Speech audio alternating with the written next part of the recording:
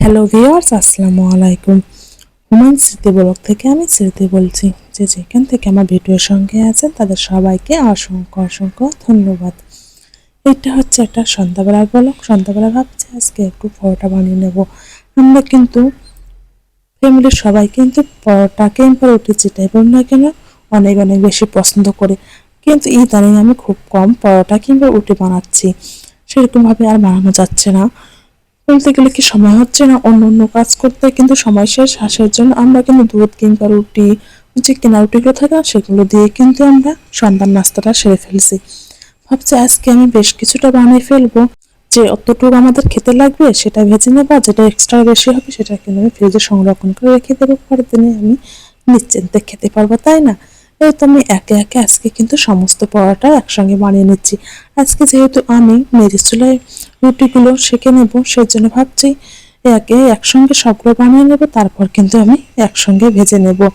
আমি কিন্তু ইদানিং গ্যাসের চুলাটা একটু কম ব্যবহার করছি, কেননা গ্যাসের যে দাম, আর গ্যাসে রান্না করলে আমার মনে হয় খুবই খুবই খুব বেশি হলে 1 থেকে 1.5 মাস চাই।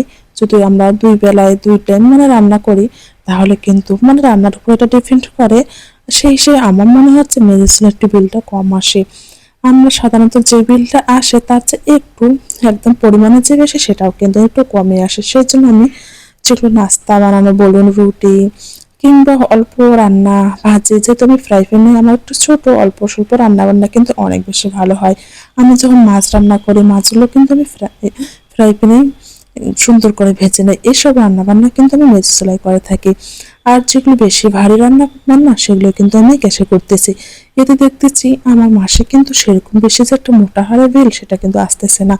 জাস্ট যেটুকু আসে তার চেয়ে একটু বেশি আসতেছে, আর আমার কিন্তু গ্যাস সিলিন্ডারটা কিন্তু অনেক দিন চলে যাচ্ছে। এইভাবেই আমি কিন্তু একটু চলতেছি।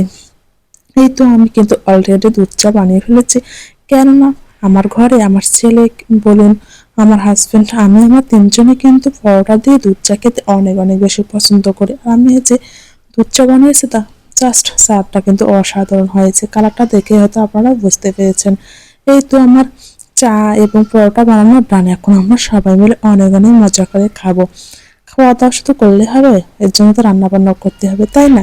এখন ভাবছি আমি কিছুটা মাছ দিয়ে লাউ রান্না করব। এর আগের গুলোকে তো আমি দেখিয়ে দিয়েছিলাম লাউ এবং লাউয়ের খোসা কিভাবে সংরক্ষণ করেছি। এগুলো আজকে আমি রান্না করব।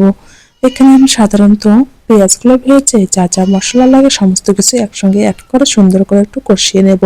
আর আমি ওই যে বললাম মেজে চুলায় আমি কিন্তু মাছগুলো ফ্রাই করতে দিয়েছি। আর আজকে আমার ঘরে সেরকম কোনো বড় মাছ ছিল না, কিন্তু আমার লাউ দিয়ে মাছ খেতে অনেক অনেক বেশি ভালো লাগে, সেজন্য আমি কিন্তু বাটা মাছগুলো সুন্দর করে ভেজে নিচ্ছি। কিন্তু তারপরে যে অসাধারণ অসাধারণ এত মজা হয়েছিল তরকারিটা, যা বলার মতো না। এই তো আমি সুন্দর করে লাউগুলো দিয়ে এখন একটু কষিয়ে নিচ্ছি। রান্নাটা মন দিয়ে সুন্দর করে কষে নিলে কিন্তু অনেক অনেক বেশি মজা লাগে, তাই না? আমার মনে হয় রান্না বান্না যেটাই করুন না কেন একটু ভালো করে কষিয়ে নিলে সেই রান্নাটা টেস্ট দ্বিগুণ বেড়ে যায়। এই তো দেখতে পাচ্ছেন আমি কিন্তু সুন্দর করে কষিয়ে কষিয়ে সিদ্ধ করে নিয়েছি।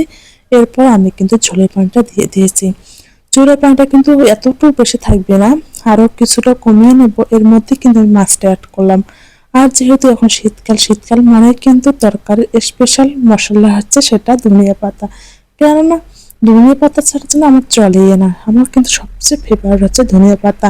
কিন্তু আমি তারপরে একটু কম দিই, কেননা মোরসালান ধনিয়া পাতা খেতে একেবারেই পছন্দ করে না। এইদিকে রান্না করলাম। আর আমি তো আমাদের বাসা থেকে কপি নিয়ে এসেছিলাম, সেটা কিন্তু আপনারা সবাই জানেন। এখনো কিছুটা রয়ে গেছে ফ্রিজে, ভাবছি এগুলো একটু পকোড়া বানিয়ে ফেলবো। ফুলকপি দিয়ে পকোড়া যে বানিয়েছে সেটা আর আমি আজকের ব্লগে শেয়ার করবো না, তাহলে কিন্তু ব্লগটা অনেক অনেক বেশি বড় হয়ে যাচ্ছে। আমি নেক্সট কোনো ভিডিওতে অবশ্যই শেয়ার করব। আর ফুলকপি দিয়ে পকোড়া বানিয়ে খেলে কিন্তু অনেক অনেক বেশি মজা লাগে। আপনারা যারা একবারও বানানো তারা অবশ্যই চেষ্টা করবেন, দেখবেন অনেক অনেক বেশি মজা লেগেছে। কিন্তু ভিডিও দেখতে দেখতে এখন শেষ পর্যায়ে যারা এসে একটা লাইক করেন, প্লিজ একটা লাইক করে দেন এবং সাবস্ক্রাইব করে আমার ফ্যামিলির একজন হয়ে যেতে পারেন। এই তো আমি সুন্দর করে কেটে নিচ্ছি। তার মধ্যে কিন্তু আমি পোকাও চেক করছি, কেননা ফুলকপিতে কিন্তু অনেক অনেক বেশি পোকা থাকে। সবাই ভালো থাকবেন, আল্লাহ হাফেজ।